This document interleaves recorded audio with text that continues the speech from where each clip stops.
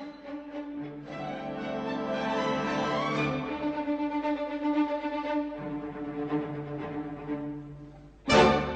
everybody, this is Tony Tominick Jerry Spencer. and welcome to the 12th edition of 15 minutes that you'll never get back in your life.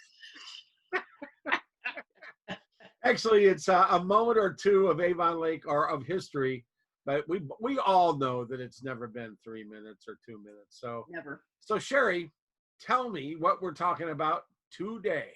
Well, today we are talking about radical remedies and Drugs. questionable cures. Drugs, talking about drugs. What? No. Well, okay. Sort of. Either drugs or booze, I don't know which.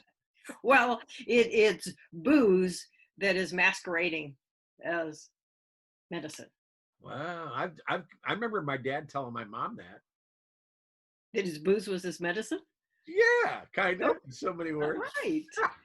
Well, let's talk about the Volstead Act, because the Volstead Act is what kicked off Prohibition. And we all know that Avon Lake and Prohibition pretty much go hand in hand, right? Oh boy, I mean, we have so many.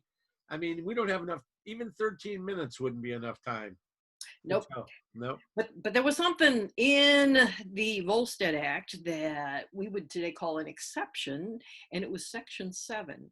And Section 7 said that if your alcohol was prescribed to you by a physician, then you could have it. Oh, so I'm guessing Dr. Pipes was a very valuable person to know back then, huh? Well, he could have been, yeah, he could have been. Yeah. Except that would have been awkward. Mayor's court and issuing well, anyway, that would be a whole that's a whole separate segment. Hey. So tell me about. Let's go on this trail. Okay, so there used to be some remedies that were created by Where'd you get that bottle at? I got this bottle at a vintage market. Wow. It's called Blackberry Cordial. Blackberry Cordial was 7% alcohol. Yes. So if you needed a little something because something ailed you, you just take a couple teaspoons of this. What's interesting is the directions say, take a couple teaspoons every hour until you're better. And then if you want to stay better, you can keep on taking some more teaspoons full. Interesting directions. I want some. I just want some,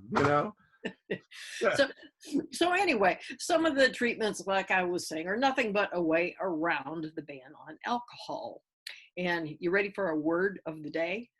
I'm hanging on. Salubrious. Wow. Salubrious. I am so impressed that you can even say that word. Salubrious. What does salubrious mean? Well, first of all, you'd have to be sober to say it. But that was the whole way you could know whether somebody was drunk or not. Say salubrious. Salubrious means favorable to or promoting health. So these various remedies were touted as being salubrious, all of them. Like Coors Light is. Coors Light is salubrious. Well, yeah. Yeah, of course. Yeah. And so is Tanlac. Yeah, Tanlac. Tanlac. You ever hear of Tanlac? Sounds like X-Lax with the tan. Well, the ad said that dizziness is nature's warning. Take Tanlac. Now, I would think that if you took Tanlac, which was 36 proof. Whoa, time out. 36 proof? Proof. Okay, just checking. 17% alcohol. Yeah. Seems to me if you had a little too much Tanlac, then you might be concerned about your dizziness, and nature might be telling you something like quit drinking the Tanlac.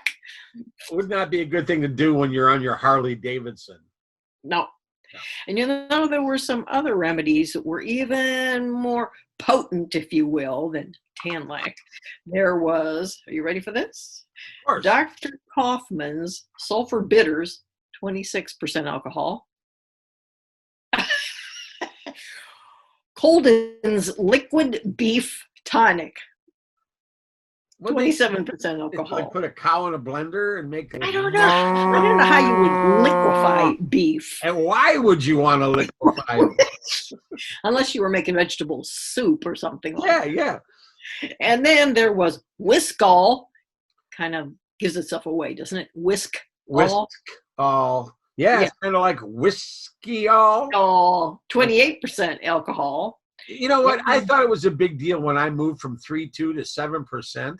And even yeah. some of the craft brews today are only like 14% or somewhere around there. I'm not a brewer. I don't, but we're talking serious stuff here, right? Yeah. Well, that's why you had to have a prescription. Yeah. Yeah. And then there was Parker's Tonic. Are you ready for this? 42% alcohol in Parker's Tonic. Parker's Tonic. Can you get that today? Can you get it online? No. Amazon? I think the FDA might have something to say about that. Okay. Okay. Yeah. God, I just can't imagine all these people walking around under this banner of wellness, gas to the gills. Feeling better about everything. Nothing hurts, man. Nothing hurts. Nothing. I'm good. I feel good. And then I'm sure you've heard of Lydia Pinkham, right? Yeah, I dated her. No, you didn't. Lydia Pinkham Maybe not. was the creator of Remedy for Ladies. Uh, For ladies' complaints. Go ahead. I'm not listening. They were for ladies' complaints, and her recipe contained roots, herbs, and 20% alcohol. Ladies, have some of that. You won't complain anymore. I need to get a prescription to some of these things because I think I could use them to my advantage. Okay. Now, Lydia Pinkham said that she needed the alcohol because it worked as a preservative for the roots and the herbs that were necessary to cure what these ladies were complaining of. Wow. I wonder if Melissa Clifford up there at LABS, the labs, she makes soaps and stuff. I wonder if she's got any idea about this stuff. We should turn her on to this. What you gonna do? Put it in soap? I don't think so. All right. Well, let's talk about Thiacol for your cough. Okay. You have a cough and you need Thiacol because, are you ready for this? It exerts a beneficial influence and reduces pain in the chest. And where's the drum roll for the percentage of alcohol? Well, it was only 7.5% alcohol. Oh, so it's like a Coors Light, or even no, it was like a Budweiser. Yeah, so you could probably swig Thiacol. Yeah. People with tuberculosis would take Thiacol. Well, yeah, but if you're walking down the street and you're drinking a little Thiacol, the person next to you is likely to say, "What a wimp." Yeah, because they were probably taking, somebody's bitters and herbs. And alcohol. Lydia Pinkham stuff. Yeah. All right, but the best, well, not best, let's say the worst, was Dr. Burke's Jamaica Ginger, also known as the Jake. Yes. For Jamaican Jake. Yeah. And well, tell me about it. Well, it was a popular patent medicine sold throughout the 19th and the early 20th century, called Jamaican Ginger, that got the nickname of Jake. And in 1930, there was a lot of people consuming Jake who started exhibiting some strange symptoms. Physicians couldn't figure out what the problem was. Eventually, I just want you to know you cracked me up. Go ahead. I jake you up, right? Yeah, you jake me up. I just get it. They pinned it down to this Jamaican ginger. And what was happening was, well, it was ethanol that was in Jake, that the people were consuming, and it was causing some real serious physical maladies to people's extremities, and they couldn't walk correctly anymore. And so when they would try to step, they would have to lift their leg very high up into the air just to be able to step forward. And so then that gave rise to the expression Jake leg. He's got the Jake leg. Yeah, right. So anyway, physicians did ultimately figure out that this Jake's was the cause of these strange maladies that people were suffering from. And the the maladies even prompted some old songs. Old songs like what? I got the Jake limber legs. So I'm gonna have to find that song and hook it onto this video, huh? Yes, you are. So we can see some of these songs made up. You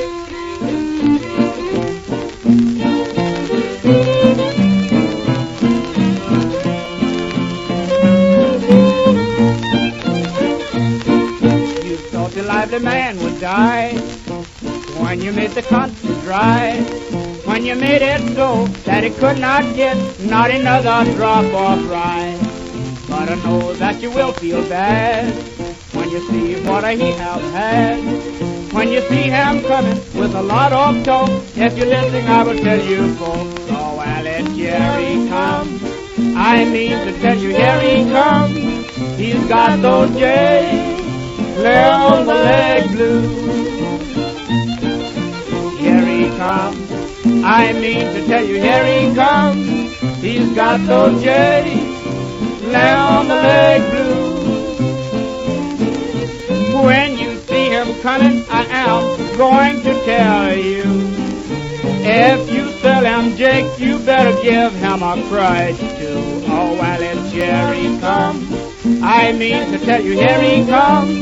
He's got those J's, little leg blues. Oh, step on it.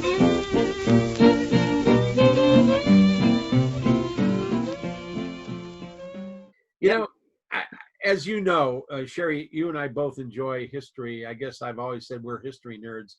But when I'm doing research and looking for items on the archival, newspapers, I'm always fascinated by these old, ads, especially the medical ones, because, they used to do some weird stuff, and I'm amazed at this stuff. So I actually have purchased a blank, and you know this, that was for medicinal alcohol. You can see your doctor, and your doctor could prescribe for you, how much alcohol you need to drink and how often you need to drink it. And I bought an original document off of eBay, and when we had the beer fest, I actually made copies of it and we handed it out to people. So I am thrilled to learn more about this. I think I always say I was born too late. Now this is just more evidence. Did you want a little swig here? Yeah, give me a little pull on that, will you? Well, I want to thank everybody. I want to thank all you people. I think there's 3 now that are watching this. I think so. Maybe 4. Maybe 4. One got home in time. Well, my son's in Florida, so he's not watching it now. Oh, okay. I want to thank everybody for tuning into our YouTube channel, and I appreciate it. I also wanted to remind everybody that the Avon Lake Historical Society, in partnership with the Avon Lake Boosters and the city of Avon Lake, are having a 4th of July event that we're calling Drive By 65. Unparade. Yeah, the Unparade. And what that means is you're going to decorate your cars. You're going to bring a donation of dry goods and stuff for community resource services. It's going to be your ticket into our parade route, if you will. And then you're going to get all kinds of free stuff, including, ready for this? Candy. Oh, candy. There will be candy. Candy. So July 4th, don't write it down, 10 to noon, Stop 65. And if you don't know where Stop 65, maybe that should be your first learning moment. So for now, this is Tony Tomnick saying, see you next week. And Sherry Spencer. Bye. And it may have been 15 minutes. I have no clue. So later. Bye.